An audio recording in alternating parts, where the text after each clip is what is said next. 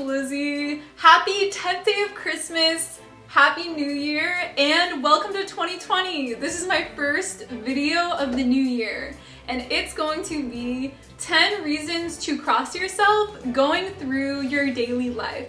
Starting off this video, as usual, make sure you are subscribed to my channel. Click the bell button next to the subscribe button so that you get notifications every time I upload a new video and every time I live stream. Also, make sure to be following me on Instagram and Twitter. It is just my first and my last name, LizziesAnswers. If you want to support my channel more in 2020, you can join my Patreon. It is just patreon.com/LizziesAnswers. The perks include me following you on social media and Skyping with you every month. Number one is before and after praying. We cross ourselves a lot at Mass, but anytime you're praying in a group, praying by yourself, even praying amongst all Protestants, it's really sweet and beautiful to cross yourself before and after you pray and to say, in the name of the Father and of the Son and of the Holy Spirit. I've started doing this just if I'm in my apartment, doing little prayers throughout the day or before eating a meal. And recently I tweeted about how for the first time I've started crossing myself in front of my family and Protestant friends when we're out getting dinner or at home eating dinner. Obviously do it subtly. Don't be like this when you're crossing yourself in front of your family. Just be like crossing yourself in a chill way.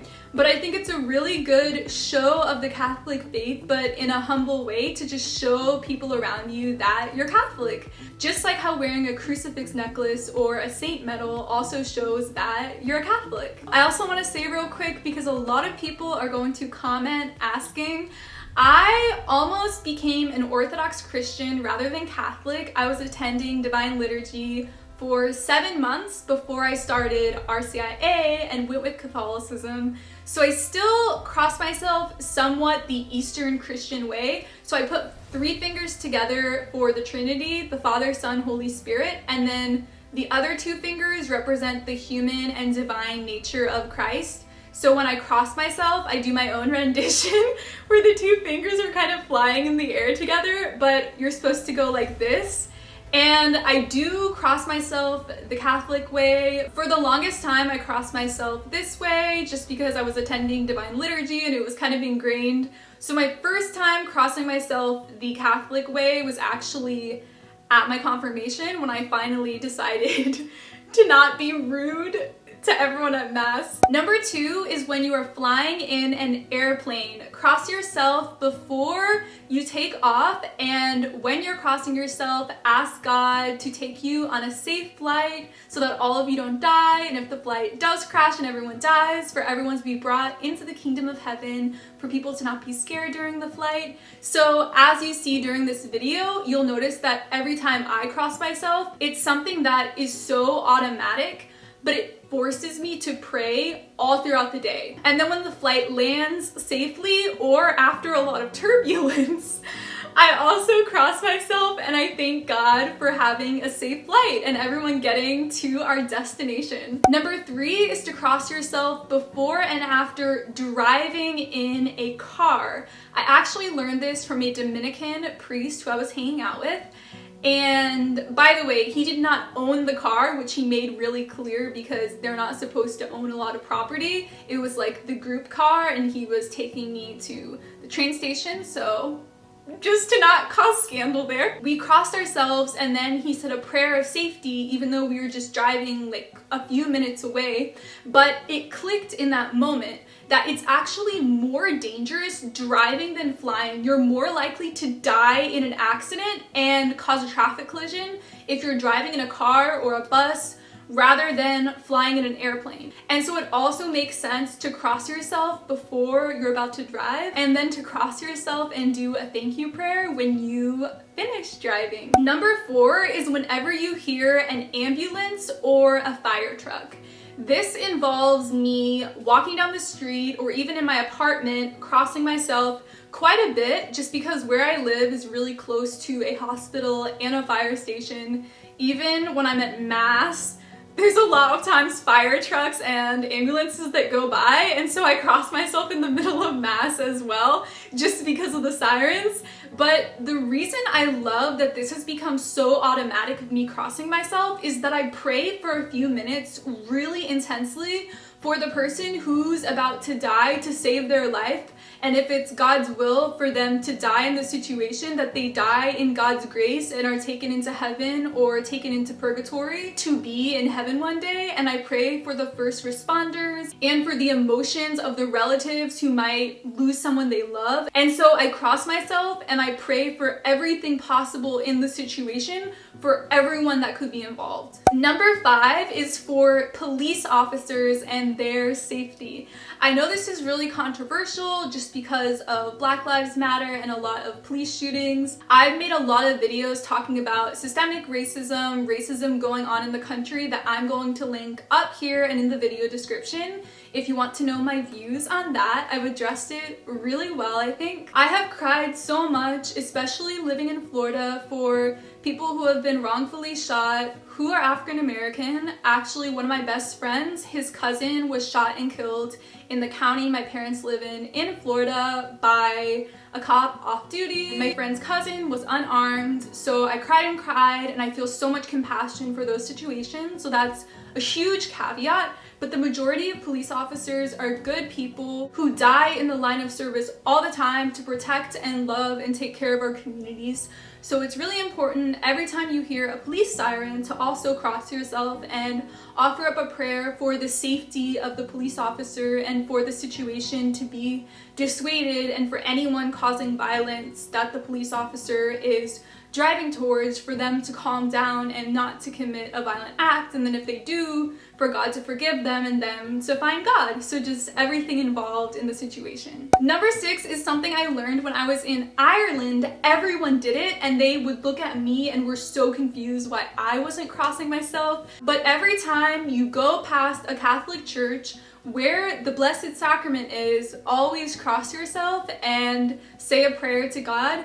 I don't usually pray when I cross myself going past the Blessed Sacrament. It's kind of just an inward emotion of reverence and love, but maybe I should start praying specifically in my head when I pass a church. A lot of times I cross myself passing a church when I'm on the bus with a lot of people or when I'm in public. So like I was saying with the first one of when you're praying with other people, I think it's a really cool testament to being Catholic, being a practicing Catholic, and do not at all do it in like a showy kind of way, but I just do it really sweet, really quick, and it's such a cool show of reverence. Number 7 is when you're driving past or walking by a cemetery. This is probably the most important time to cross yourself and pray for every single person who is buried in the cemetery, and for their souls, and for all of them to have the persistence and strength to keep fighting through purgatory, and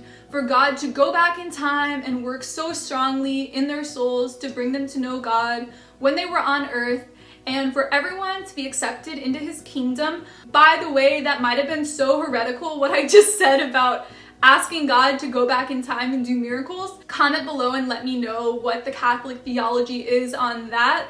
But for years and years, I've had this idea that God is above time, and so I can pray for things in the past, for things to turn out in a certain way. So let me know your thoughts on that. Number 8 is going past a statue or icon. So if you're out in public, like if you're on a Catholic college campus and there's a statue to St. Augustine or to Mary, you can cross yourself walking past the statue or walking past the church art. My boyfriend is currently in his PhD program at Villanova, and there's a St. Augustine statue, and every time I'm with him on campus, I always cross myself, and I'm so excited to look at St. Augustine. And actually on the campus, there's also a graveyard, and there's 2 chapels with the Blessed Sacrament, and they're all like next to each other. So it's like crossing yourself like multiple times within 30 seconds, but it's a Catholic school, so no one thinks it's weird what you're doing. So the few times this year when I've flown there and visited him, it's been so fun having all these opportunities to cross yourself and to pray and to just feel so surrounded by God, to physically be so surrounded by God. Number 9 is my absolute favorite. Anytime you are really, really scared or sad or something awful is happening, to cross yourself as a way to comfort yourself. And I do this if I don't really have words to know what to pray and I'm kind of panicking about something that's happening, like I'm going through something awful all of a sudden, or one of my friends is, and I'm really scared.